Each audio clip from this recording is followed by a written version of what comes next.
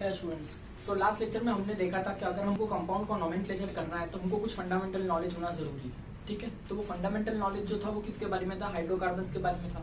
और हाइड्रोकार्बन्स में हमने किस किस चीजों को देखा था? अल्केन, अल्कीन और अल्काइन, जिसमें से मैंने आपको अल्केन सिखाया था। ठीक है, उस अल्केन के अंदर मैंने आपको पहले 5 अल्केन के टाइप्स बताए थे। ठीक है, मीथेन, इथेन, प्रोपेन।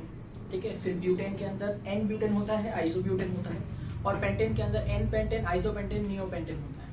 ठीक है, फिर जब हम इस अल्केन के अंदर से एक हाइड्रोजन एटम को रिमूव करते हैं तो हमारे पास में एक ऐसा ग्रुप बनता है जिसकी वैलेंसी 1 होती है, उसे हम कहते हैं अल्काइल ग्रुप। ठीक है, तो आप जितने टाइप के हाइड्रोजन हटाएंगे उतने टाइप के अल्काइल ग्रुप्स बनते जाएंगे। ये भी हम लोग ने टोटल 16 देखे थे। ठीक है, तो मैंने आपको टोटल 16 रेडिकल्स बताए थे, यानी अल्काइल ग्रुप बताए थे, जिसको आपको लर्न करना था और याद रखना था। तो उम्मीद है कि आपने वो बहुत अच्छे से नोट्स बनाया होगा और उसको लर्न करने का प्रोसेस आपका चल रहा होगा। ठीक है, तो अब मैं क्या करूंगा, आपको आगे का टॉपिक सिखाऊंगा। जैसे अल्केन के बारे में हमने पढ़ा, तो अल्कीन और अल्काइन बाकी है। मैंने कहा था ये बहुत छोटा सा पार्ट है, तो आज मैं वो कंप्लीट कर दूंगा, छोटा सा पार्ट। लास्ट लेक्चर ज्यादा बड़ा हो गया था, इसलिए आज छोटा लेक्चर ही रखेंगे। तो आज वो अल्कीन और अल्काइन का छोटा छोटा पार्ट खत्म करेंगे और मैं आज आपको टेस्ट दूंगा, तो उसके बेसिस पे आपको सॉल्व करके मुझे भेजना है। ठीक है, चलिए देखिए, अभी हम देखते हैं, थोड़ी सी रिवीजन में आपको करा देता हूँ। जैसे मैंने कहा था अल्केन है ना, उस अल्केन के अंदर से अगर हम हाइड्रोजन एटम को रिमूव कर देते हैं ना, तो आपको मिल जाता है अल्काइल ग्रुप। क्या मिल जाता है आपको? Alkyl group. जैसे मैं कोई भी एक अल्केन का एग्जांपल लेता हूँ, जैसे समझो अगर मैंने मीथेन का एग्जांपल लिया, तो मीथेन में 1 डिग्री हाइड्रोजन ही है, तो मैं 1 डिग्री हाइड्रोजन को रिमूव कर रहा हूँ, तो यहाँ पर मुझे CH3- ऐसा ग्रुप दिखाई मिल रहा है। तो ये जो CH3- है, ये ग्रुप का नाम है मिथाइल। तो जब भी हम अल्काइल ग्रुप को जनरेट करते हैं ना बेटा, तो वो अल्काइल ग्रुप में क्या होता है, ये जो समझो इसका जो नाम होता है मीथेन, तो एन होता है ना, उसको रिमूव करते हैं और आइल जो है ना उसको ऐड करते हैं। ठीक है, तो इस तरह से उसका नाम बनता है। फिर हम लोग ने बहुत सारे एग्जांपल्स भी देखे थे, इसमें 16 देखे थे टोटल।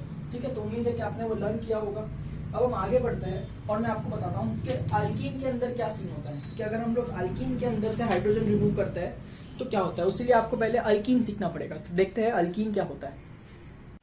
तो देखिए अल्कीन क्या होता है, अगर मैं आपसे कहूँ अल्कीन, और इसका अगर मैं आपसे डेफिनेशन लिखाऊं कि अल्कीन क्या होता है, तो हम ऐसा कह सकते हैं कि hydrocarbon that consists of at least 1 carbon to carbon double covalent bond। ठीक है, यानी ऐसा कंपाउंड जिसके अंदर कम से कम एक carbon to carbon double bond तो होगा ही। एक से ज्यादा होगा तो भी हम अल्कीन ही कहते हैं, बट एक होगा तो हम उसको अल्कीन कहेंगे। कम से कम एक तो डबल बॉन्ड उसके अंदर होना ही चाहिए। कौन सा double bond? Carbon to carbon double bond. ठीक है, तो ऐसे कंपाउंड्स को हम अल्कीन्स कहते हैं। और अल्कीन्स का जो कॉमन नेम है वो है ऑलिफिन्स। क्या है? ऑलिफिन्स। ठीक है, वैसे अल्केन्स का जो कॉमन नेम है मैं आपको बताता हूँ, लास्ट टाइम मैंने नहीं बताया था, तो आप नोट कर लीजिएगा। अल्केन्स का जो कॉमन नेम है उसे पैराफिन्स कहते हैं। ठीक है, पैराफिन्स। ठीक है, पैराफिन्स, पैरा मतलब स्लो और फिन्स यानी रिएक्टिव। तो अल्केन्स जो होता है ये जनरली स्लो रिएक्टिंग कंपाउंड्स होते हैं, है ना, वैक्सेस जैसे होते हैं, तो इसलिए हम उसको पैराफिन्स जैसा कहते हैं। तो ये आप होप है कि आपने ये नोट कर लिया होगा। ठीक है, अल्केन्स का दूसरा नाम पैराफिन्स होता है और अल्कीन्स का दूसरा नाम ऑलिफिन्स होता है। ऑलिफिन्स यानी ऑयल फॉर्मिंग कंपाउंड्स। ठीक है, तो जनरली जो ऑयल होता है, ठीक है, कोई भी ऑयल हो, मैकेनिकल ऑयल हो, चाहे खाने पीने का ऑयल हो, कोई भी ऑयल हो, उसके अंदर डबल बॉन्ड होता ही है। ठीक है, तो ये याद रखिएगा, ऑलिफिन्स ऐसा हम कहते हैं। ठीक है, ऑयल फॉर्मिंग कंपाउंड्स या compounds that contain oil are called as olefins and they are alkenes, है ना। तो अभी अगर हम लोग इसके कुछ एग्जांपल्स देखते हैं, तो इसका जो जनरल फॉर्मूला जो होता है अल्कीन्स का, वो क्या होता है? वो होता है CnH2n। ठीक है, where n can be 1, 2, 3 etcetera. ठीक है, तो जब आप n का वैल्यू चेंज करेंगे तो आपको समझ में आएगा कि क्या हो रहा है। अगर मैं n का वैल्यू 1 रखता हूँ तो देखिए ये क्या हो जाएगा? CH2 हो जाएगा। ठीक है, पर आप ध्यान से देखिए, कार्बन के 4 बॉन्ड होते हैं और उसमें से 2 हाइड्रोजन है, तो 2 बॉन्ड्स एम्प्टी हो जाएंगे ना। मतलब ऐसा कुछ कंपाउंड एग्जिस्ट करता है क्या? नहीं, ऐसा कुछ कंपाउंड होता ही नहीं है। इसका मतलब n का वैल्यू 1 नहीं हो सकता, n का वैल्यू 2 से शुरू होना चाहिए। ठीक है, otherwise the compound would not exist. अभी सीधी बात है ना, मैंने यहाँ पे कहा है carbon to carbon double bond होना चाहिए, इसीलिए कम से कम 2 कार्बन तो होने चाहिए कि नहीं। तो इनका जो स्टार्टिंग कंपाउंड है वो 2 कार्बन वाला होता है, 1 कार्बन वाला नहीं होता है। ठीक है, तो उम्मीद है आप समझ पा रहे होंगे। तो इसका जो फर्स्ट कंपाउंड है वो कुछ इस तरह से होगा, carbon to carbon double bond, ये H2 हो जाएगा और ये भी H2 हो जाएगा। ठीक है, इसको हम जो है क्या कहते हैं? देखिए अगर ये 2 कार्बन है तो रूट वर्ड जो है वो क्या हो जाता है, तो आपको क्या करना होता है, रूट वर्ड जो होता है उसके पीछे आपको इन लगाना होता है, ठीक है ना, क्योंकि अल्कीन चल रहा है ना, तो रूट का 2 कार्बन है तो रूट वर्ड क्या हो जाएगा, ईथ, और डबल बॉन्ड है तो क्या हो जाएगा, इन, इसलिए जो कंपाउंड है इसका नाम है इथीन, ठीक है। पर बहुत लोग इसको फेमसली इथिलीन ऐसा भी कहते हैं, कॉमन नेम है तो डजंट मैटर, ठीक है। तो याद रखिएगा ये इथिलीन ऐसा है। एक और कंपाउंड मैं आपको बताता हूँ 3 कार्बन के लिए, अगर n इक्वल टू आप 3 पुट करेंगे तो आपको कुछ इस तरह से दिखेगा कि कार्बन 3 है, तो या तो डबल बॉन्ड यहाँ हो सकता है या तो डबल बॉन्ड यहाँ हो सकता है, इस तरह से 2 टाइप के स्ट्रक्चर बन सकते हैं। तो आप ध्यान से देखेंगे ये वाला स्ट्रक्चर और ये वाला स्ट्रक्चर दोनों सेम ही है, ठीक है, ये बस इसका मिरर इमेज है, बाकी और कोई फर्क नहीं, तो 2 में से कोई भी एक स्ट्रक्चर चलेगा, इसीलिए मैं ये वाला स्ट्रक्चर लिख रहा हूँ अभी। तो ये हो जाएगा CH2, ये हो जाएगा CH और ये हो जाएगा CH3, ठीक है। तो उम्मीद है कि आपको ये समझ में आ रहा होगा। और ये जो कंपाउंड है इसका नाम है 3 कार्बन है तो प्रोप और डबल बॉन्ड है तो ई, प्यार से इसे लोग प्रोपिलीन ऐसा भी कहते हैं, कॉमन नेम है प्रोपिलीन, ठीक है, तो कंफ्यूज होने की जरूरत नहीं है। अब इसके आगे वाला अगर एग्जाम लेंगे 4 कार्बन वाला तो उसके अंदर बहुत वेरिएशंस आएंगे और उनको मैं अभी नॉमेनक्लेचर नहीं दे सकता क्योंकि उसके लिए मुझे IUPAC सीखना पड़ेगा। तो अभी के लिए हम लोग सिर्फ अल्कीन के अंदर 2 ही एग्जांपल देख रहे हैं, इथिलीन एंड प्रोपिलीन, उसके आगे भी होता है ब्यूटिलीन, ब्यूटुवनीन, ब्यूटुविन एक्सेट्रा, बट अभी हम वो नहीं देख रहे क्योंकि उसका नाम सीखने के लिए मुझे नॉमेनक्लेचर आपको IUPAC वाला सिखाना पड़ेगा, जो कि अब तक हम लोग ने शुरू किया नहीं। तो बेसिक नॉलेज में सिर्फ ये दोनों की ही जरूरत थी, इसलिए ये दोनों ही याद रखिए, ठीक है। उम्मीद है आपको अल्कीन के बारे में इन्फॉर्मेशन समझ में आई रहेगी, ठीक है। अब ध्यान से सुनिएगा, जैसे अल्केन सिखाने के बाद मैंने आपको सिखाया था अल्केन से हाइड्रोजन निकाल के जो ग्रुप प्रोड्यूस करते हैं उसे अल्काइल ग्रुप कहते हैं, उसी तरह अब इसमें भी सीखेंगे कि अगर हमारे पास में अल्कीन है और उस अल्कीन से मैं अगर एक हाइड्रोजन एटम जो है वो रिमूव कर देता हूं तो यहाँ पर क्या ग्रुप जनरेट होगा। ध्यान देना, अल्केन था, देखिए अल्केन था, ठीक है, तो हाइड्रोजन रिमूव करने पे अल्क आइल बन रहा था, तो यानी एन हटा के आप आइल लिख रहे थे, ठीक है। तो अल्कीन के अंदर क्या होता है, अल्कीन के अंदर आपको सिर्फ ये वाला ई हटाना होता है, लास्ट वाला ई, ये हटा के आइल लिखना होता है, तो ये क्या हो जाएगा अल्कीन आइल ग्रुप, ठीक है, समझ में आया आपको। तो अल्कीन के अंदर से जब एक हाइड्रोजन हटता है तो अल्काइल नहीं बनता है, अल्कीनाइल ग्रुप बनता है, ठीक है। उम्मीद आपको समझ में आया होगा। तो अभी इसको हम लोग अप्लाई करते हैं, हमने सीखे तो 2 ही कंपाउंड है अल्कीन के अंदर, तो इन दोनों के अंदर ही हाइड्रोजन रिमूव करके हम देखते हैं। तो देखिए अगर इस कंपाउंड के अंदर से ये वाला हाइड्रोजन देखो तो वो भी 1 डिग्री है, ये वाला हाइड्रोजन देखो तो भी 1 डिग्री है, ठीक है। उम्मीद है आपको 1 डिग्री हाइड्रोजन मुझे अभी एक्सप्लेन करने की जरूरत नहीं पड़ेगी। तो अगर मैं कोई भी एक हाइड्रोजन रिमूव करता हूं तो कंपाउंड को कोई फर्क पड़ता नहीं है। Let me remove 1 hydrogen atom, suppose if I remove hydrogen atom from this side, तो जो कंपाउंड है वो कुछ इस तरह से बनेगा, CH2 double bond CH single bond, ठीक है। तो ये जो कंपाउंड है वो कब बन रहा है, जब आप उसका 1 डिग्री हाइड्रोजन जो है उसको रिमूव कर रहे हैं और कोई हाइड्रोजन है भी नहीं उसके पास में। आप ये वाला रिमूव करते तो भी यही ग्रुप बनता, बस उसका मिरर इमेज बनता, दैट्स ऑल। तो ये जो कंपाउंड आपके सामने जनरेट हो रहा है इसका नाम क्या होना चाहिए, देखो इसका नाम है इथीन, जहां से ये जनरेट हो रहा है यानी यहाँ पे, तो इसका ई हटा के आपको आइल लिखना चाहिए। तो ये जो ग्रुप है टेक्निकली इसका नाम क्या हो जाएगा, ईथ इन का आपको ई हटा देना चाहिए और आइल लिखना चाहिए, तो YL। तो ये जो ग्रुप है इसका नाम है इथिनाइल ग्रुप। कौन सा ग्रुप है ये, इथिनाइल ग्रुप। तो उम्मीद है आपको समझ में आया होगा कि मैंने ये जो ई है उसको रिमूव किया है और उसके जगह पे ये आइल को लेके आया है, ठीक है, ethynyl group. Hope this is very clear to you all, ठीक है। अब ये जो इथिनाइल ग्रुप है इसके साथ में एक थोड़ा सा वेरिएशन भी ध्यान रखिएगा, इथिनाइल ग्रुप को बहुत ही प्यार से विनाइल ग्रुप भी कहा जाता है।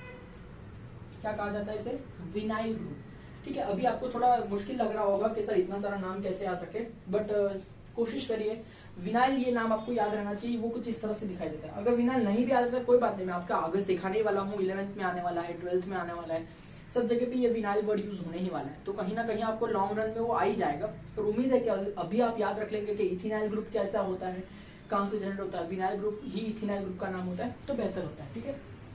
चलिए, तो अब सेम तरह से अगर मैं यहाँ से हाइड्रोजन रिमूव करने की कोशिश करता हूँ तो देखिए यहाँ कितने टाइप के हाइड्रोजन है, this carbon is 1 degree, this is 1 degree hydrogen, alright. ये जो कार्बन है वो 2 डिग्री है, ठीक है, तो this is 2 degree hydrogen and this one is again 1 degree hydrogen, ठीक है। तो सपोज अगर यहाँ पे जो 1 degree hydrogen it is involve in double bond वाला कार्बन, पर यहाँ पर जो 1 डिग्री वाला हाइड्रोजन है वो सिर्फ सिंगल बॉन्ड वाले कार्बन से अटैच्ड है, ठीक है। तो यहाँ पर 3 पॉसिबिलिटी है, या तो मैं ये हाइड्रोजन हटा सकता हूँ, या तो ये, या तो ये। तो तीनों भी कंसीडर करते हैं। Let us think if I remove 1 degree hydrogen atom, कौन सा वाला, ठीक है, sp3 हाइड्रोजन, नहीं आपको अभी तक हाइड्रोजन नहीं आता है तो कोई बात नहीं, ऐसा समझिए ये वाला 1 डिग्री हाइड्रोजन मैंने यहाँ से रिमूव कर दिया, तो कंपाउंड जो है वो कुछ इस तरह से बनेगा कि CH2 हो जाएगा ना, CH3 का बेटा क्या हो जाएगा, CH2 हो जाएगा, ठीक है, यहाँ से ये हाइड्रोजन हट गया। उसके आगे क्या लिखा है हमने, CH फिर डबल बॉन्ड फिर CH, इस तरह से, ठीक। चलिए अब देखिए अगर मैं ये वाला 1 डिग्री हाइड्रोजन हटाता हूँ तो देखना 1 डिग्री हाइड्रोजन एटम को मैंने रिमूव करा, ये वाला, तो क्या बचता है बोलो, this is CH3 as it is, then CH, then double bond, then CH, then this is dash, ठीक है। उम्मीद है आपको ये समझ में आया होगा, करेक्ट। और तीसरी पॉसिबिलिटी ये है कि मैं बीच वाला हाइड्रोजन जो है यानी 2 डिग्री हाइड्रोजन जो है उसे रिमूव कर देता हूँ, तो आपका स्ट्रक्चर कुछ इस तरह से बनेगा, CH3, CH था वो H तो चले जाएगा, फिर यहाँ डबल बॉन्ड बचेगा और ये CH2 और ये इस तरह से, ठीक है। तो I hope this is clear. अभी यहाँ पर क्या होना है, इनका नाम देखते हैं क्या होने वाला है। ये जो कंपाउंड है वो तो प्रोटीन है, ठीक है। तो यहाँ पर ये जो कंपाउंड आपने जनरेट किया है, यहाँ पर देखिए हाइड्रोजन वहां से जा रहा है जहां पर डबल बॉन्ड है, ठीक है। तो ये वाले ग्रुप को टेक्निकली कहना चाहिए प्रोपीनाइल ग्रुप, क्योंकि हाइड्रोजन हटता है तो हम लोग ई हटा के आई लगाते हैं अल्कीन्स के अंदर, तो this group is called as, ध्यान से सुनना, ये वाला जो कंपाउंड दिखाई दे रहा है आपको जिसके अंदर यहाँ पर बॉन्ड एक खाली है, इसे कहेंगे प्रोपीनाइल ग्रुप। तो सर उस हिसाब से तो ये भी देखिए प्रोपीनाइल ग्रुप ही कहा जाना चाहिए। जरा मुझे बताना क्या ये वाला कंपाउंड और ये वाला कंपाउंड सेम है? नहीं, यहाँ पर डैश जो है वो ऐसे कार्बन पे है जहां पर डबल बॉन्ड है, और यहाँ पर जो डैश है वो ऐसे कार्बन पर है जिसके सारे बॉन्ड सिंगल है, उसके बाजू में डबल बॉन्ड है। तो ऑब्वियसली दोनों कंपाउंड है वो अलग अलग कैटेगरी के। तो ये वाला जो कंपाउंड इसको हम लोग प्रोपीनाइल ऐसा नहीं कहते हैं, करेक्ट, क्योंकि हाइड्रोजन जो है वो डबल बॉन्ड से नहीं निकला है कहीं पे भी। तो ये वाला जो ग्रुप है इसका बहुत ही स्पेशल नेम दिया गया है, तो आप बहुत ही ध्यान से याद रखिएगा, इसका नाम है अलाइल, ALLYL, अलाइल ग्रुप, ठीक है, ध्यान रखिएगा इसका नाम क्या है, अलाइल ग्रुप, ठीक है। Please do not forget, this is very important, really important name, allyl group, ठीक है। उम्मीद है आपको समझ में आया होगा किस तरह से बनाया है अलाइल ग्रुप। और ये वाला जो है ना, ये कुछ इतना खास ग्रुप नहीं है, कोई इसके बारे में ज्यादा बात नहीं करता है, ये ज्यादा दिखाई नहीं देता है, this is not very common group, ठीक है। बट अगर फिर भी इसका नाम अगर आपको देना है तो देखिए यहाँ पर भी हाइड्रोजन वहां से गया है जहां पर डबल बॉन्ड है, तो टेक्निकली इसका नाम क्या होना चाहिए, प्रोपीनाइल ग्रुप होना चाहिए। पर आप चेक करिए क्या ये और ये ग्रुप सेम है? नहीं, यहाँ पर 1 डिग्री हाइड्रोजन से गया है और यहाँ पर 2 डिग्री हाइड्रोजन रिमूव हुआ है, तो ये दोनों ग्रुप सेम नहीं है, तो इनका नाम भी सेम नहीं होना चाहिए ना। तो इसके नाम के आगे हमको क्या लिखना चाहिए, यहाँ पर 2 डिग्री हाइड्रोजन निकला है ना, इसलिए मैं एक साथ लिख देता हूँ सेक, यानी सेकेंड हाइड्रोजन रिमूव हुआ है, इसलिए मैं लिख देता हूँ सेक प्रोपीनाइल ग्रुप। तो सर उस हिसाब से ये तो 1 डिग्री है तो मुझे इसके आगे N प्रोपीनाइल ग्रुप लिखना चाहिए। हाँ, अगर आप इसके आगे N प्रोपीनाइल ग्रुप लिखेंगे ना आपको रॉन्ग नहीं मिलेगा, बट फाइन, N लिखने की जरूरत नहीं, इट इज अंडरस्टूड कि N नहीं लिखा है तो बाय डिफॉल्ट वो 1 डिग्री हाइड्रोजन ही निकला होगा, ऐसा अज्यूम किया जाता है। तो N नहीं लिखेंगे तो भी आपको रॉन्ग नहीं मिलेगा, ठीक है। उम्मीद है आपको ये भी समझ आ रहा होगा, क्लियर। तो आपने देखा अल्कीन के बारे में, ठीक है, और अल्कीन के अंदर हम लोग ने 2 एग्जांपल देखे, इथीन और प्रोपीन। इथीन का सिर्फ एक ही हाइड्रोजन रिमूव करने का पॉसिबिलिटी, इसलिए इथेनाइल या विनाइल ग्रुप जनरेट होता है, लेकिन प्रोपीन के अंदर 3 पॉसिबिलिटीज है, ठीक है, that is propynyl group, sec propynyl group and allyl group, ठीक है। तो ये भी आप लर्न कर लीजिएगा उस अल्काइल ग्रुप के साथ में, ठीक है। तो I hope this is very clear to you all. Now let us move to the next concept that is alkynes, ठीक है, बहुत इजी है। चलिए आई होप आपने नोट्स बनाते टाइम भी ये सब लिखा होगा, I am wiping it off, ठीक है, वरना आप वीडियो पॉज करके या स्क्रीनशॉट ले सकते हैं और फिर उसको कंप्लीट कर सकते हैं। चलिए नेक्स्ट कंसेप्ट देखिए फटाफट। नेक्स्ट अगर हम लोग हाइड्रोकार्बन की बात करते हैं तो उसमें हम बात करते हैं अल्काइंस की, ठीक है। और यहाँ पर आपका बेसिक फंडामेंटल नॉलेज सारा खत्म हो जाएगा ये टॉपिक के साथ में। फिर हम नेक्स्ट लेक्चर से नॉमेनक्लेचर के सारे लेक्चर शुरू करेंगे जो कि सुपर इंपॉर्टेंट होने वाला है, उसमें आपको फुल कंसंट्रेशन देना है और यहाँ पर सीखा हुआ नॉलेज को पूरी तरह से अप्लाई करना है, ठीक है। देखिए अल्काइंस के बारे में देखते हैं। अल्काइंस का मतलब क्या होता है, carbon to carbon triple bond होता है, ठीक। अगर मैं इसकी डेफिनेशन लिखने की बात करूं तो अल्काइंस को हम कैसे कह सकते हैं कि हाइड्रोकार्बन्स, ठीक है, that consist at least 1 carbon to carbon triple covalent bond, है ना, carbon to carbon triple covalent bond. तो उम्मीद है आपको ये समझ में आ रहा होगा। ये carbon to carbon triple covalent bond, कम से कम एक तो होना ही चाहिए। एक से ज्यादा ट्रिपल बॉन्ड होंगे तो अल्काइन कहेंगे ही, लेकिन एक तो होना ही चाहिए triple bond carbon to carbon. ठीक है, चलिए तो अगर हम लोग इसका भी जनरल फॉर्मूला की बात करेंगे तो जनरल फॉर्मूला हो जाएगा CnH2n-2 इस तरह से। ठीक है, तो यहाँ पर जो n है उसकी वैल्यू क्या हो जाएगी बेटा, क्या उसके अंदर हम लोग 1 रख सकते हैं क्या?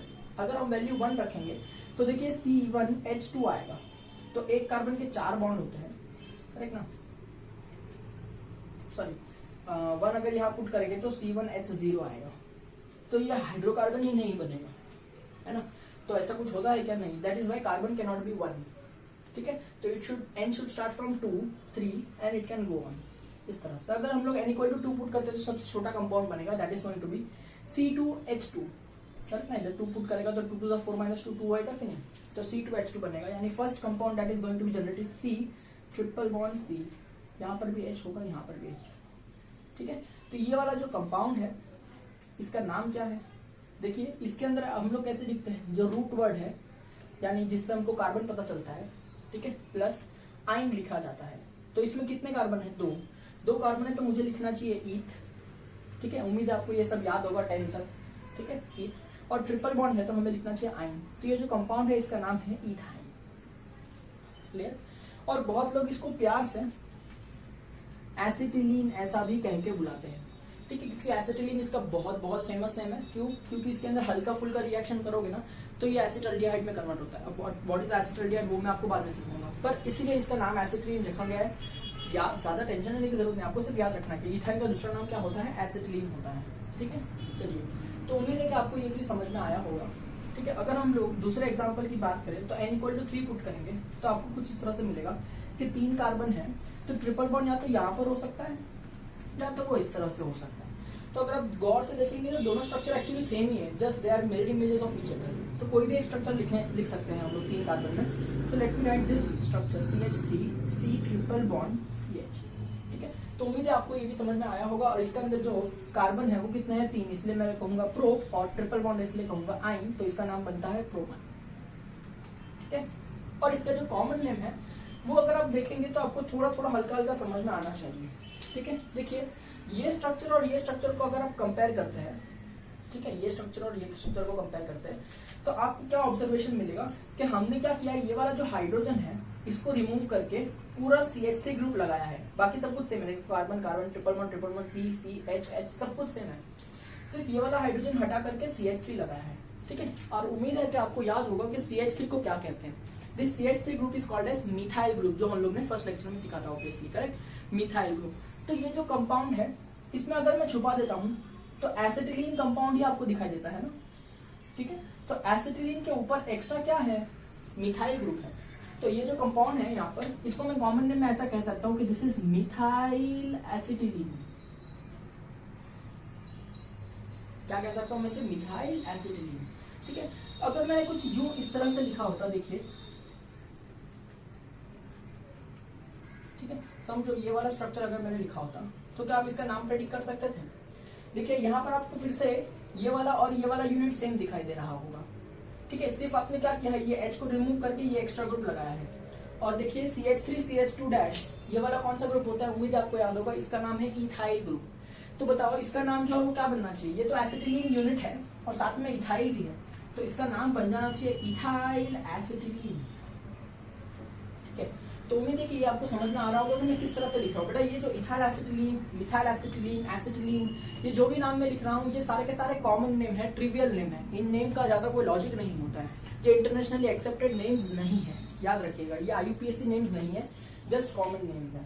ठीक है, अच्छा मैंने यूं इस तरह से लिखा होता C ट्रिपल बॉन्ड C, इस तरफ अगर मैं मिथाइल लिखता हूँ, इस तरफ भी मिथाइल लिखता हूँ, तो अब देखिए इसका नाम क्या हो सकता है। आप कोशिश कर सकते हैं कि देखो मैंने ये वाला यूनिट दिख रहा है मुझे यहाँ पर, इसके इस तरफ भी आपने H को हटा करके मिथाइल लगाया हुआ है और इस तरफ भी आपने H को हटा करके मिथाइल लगाया हुआ है। ठीक है, तो यहाँ पर क्या हो रहा है, ये तो है एसिटिलीन का यूनिट ही, बस आपने दोनों हाइड्रोजन हटा करके मिथाइल ग्रुप लगाया हुआ है। तो इसका नाम जो है मैं लिख सकता हूँ मिथाइल, मिथाइल 2 बार है इसलिए मैं डाई वर्ड यूज करता हूँ। डाई का मतलब होता है 2, तो ये हो जाएगा डाई मिथाइल और the basic unit is acetylene. तो ये जो कंपाउंड है इसका नाम मैं लिख सकता हूँ डाइमिथाइल एसिटिलीन। ठीक है, उम्मीद है ये समझ में आया होगा। सपोज अगर यहाँ पर भी मैंने CH3CH2 ग्रुप और यहाँ पर भी मैंने CH3CH2 ग्रुप लगाया होता तो इसका नाम क्या हो जाता, डाइइथाइल एसिटिलीन, ऐसा भी हो जाता था। ठीक है, सपोज अगर मैंने कुछ इस तरह से कंपाउंड लिखा हुआ है कि यहाँ CH3 है और इस तरफ जो है वो CH2CH3 ग्रुप है, तो इसका नाम क्या हो सकता था, क्या इमेजिन कर सकते हैं?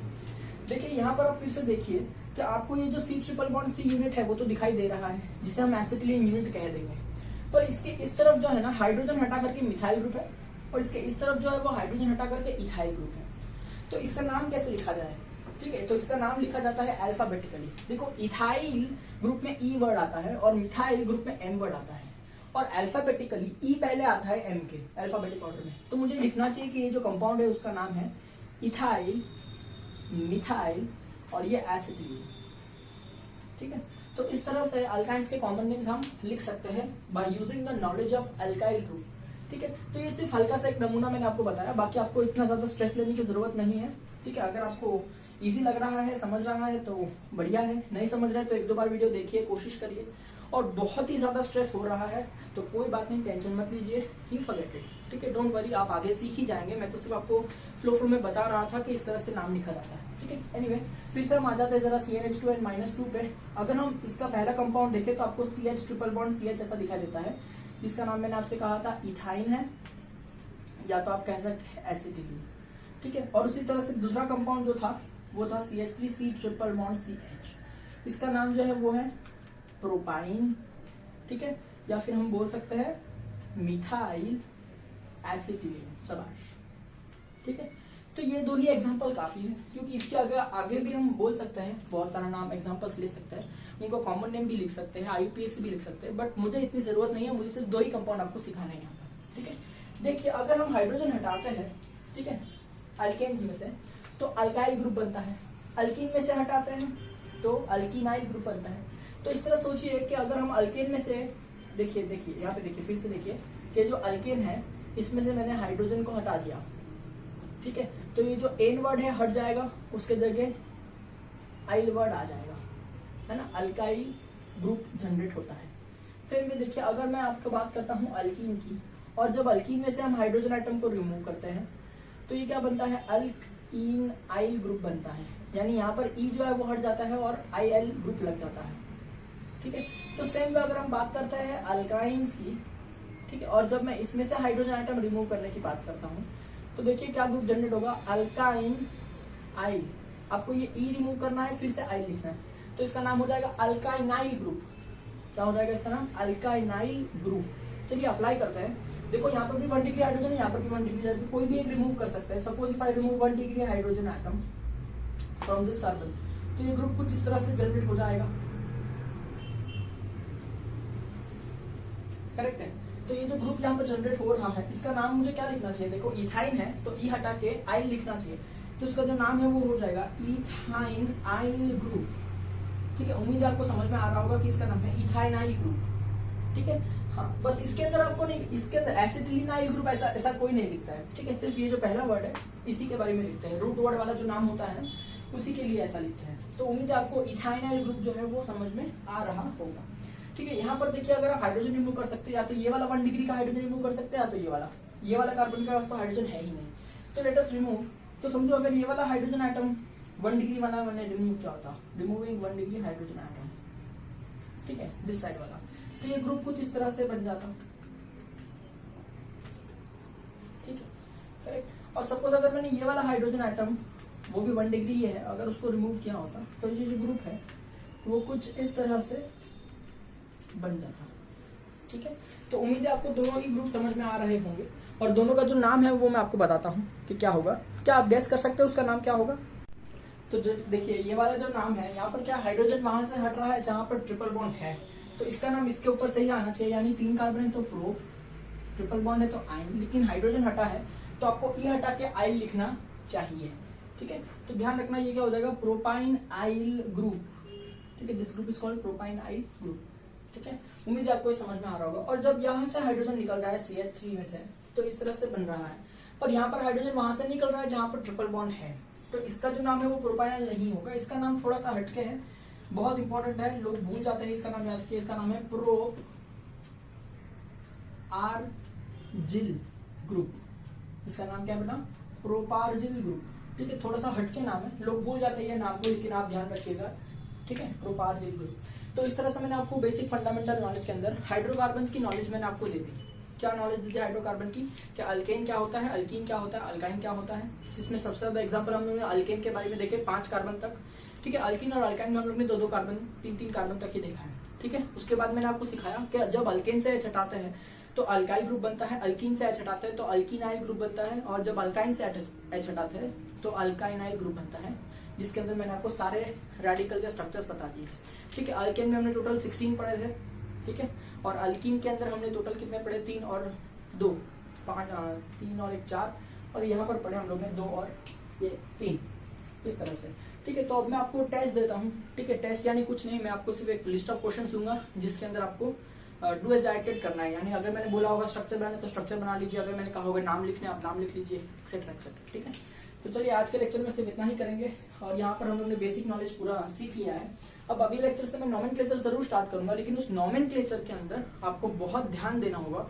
ठीक है, हम लोग 2 टाइप का नोमेनक्लेचर पढ़ने वाले हैं, common name and IUPAC name. तो नेक्स्ट लेक्चर से मैं कॉमन नेम शुरू करूंगा, और उम्मीद है कि मैं 2 या 3 लेक्चर में उसको कंप्लीट कर दूंगा, और फिर मैं आपको IUPAC की तरफ लेके जाऊंगा। ठीक है, अब देखिए IUPAC कराते टाइम पे भी मैं आपको हर कंपाउंड का कॉमन नेम फिर से रिवाइज करवाता रहूंगा। तो यानी आपके दिमाग में सब कुछ एक एक लाइन में बैठा रहेगा, कुछ भी आपके दिमाग से वैनिश नहीं होगा। तो आपको क्या करना है, आपको सिर्फ एक बात फॉलो करनी है, रेगुलरली लेक्चर्स अटेंड करने हैं, नोट्स बनाने हैं, और रेगुलरली पढ़ाई करनी है।